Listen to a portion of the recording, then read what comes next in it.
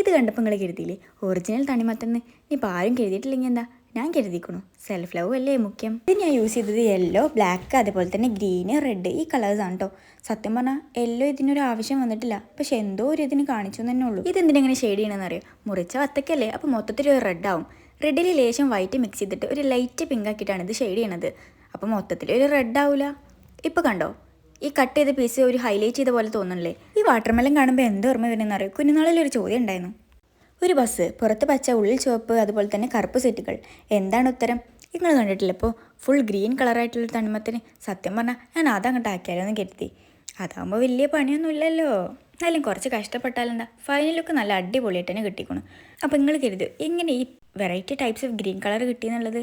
ഗ്രീനിൽ black add ചെയ്യുക, അതുപോലെ തന്നെ ഗ്രീനിൽ വൈറ്റ് ആഡ് ചെയ്യുക. അങ്ങനെ ആഡ് ചെയ്ത് നമ്മൾ തന്നെ നമ്മളുടെ ഒരു ഐഡിയക്ക് മിക്സ് ചെയ്ത് അപ്പോൾ നിങ്ങൾക്ക് ഇഷ്ടപ്പെട്ട നിങ്ങളെ ഫ്രണ്ട്സിനൊക്കെ അയച്ചു കൊടുത്തോളൂ. അതുപോലെ തന്നെ സബ്സ്ക്രൈബ് ചെയ്തോളി.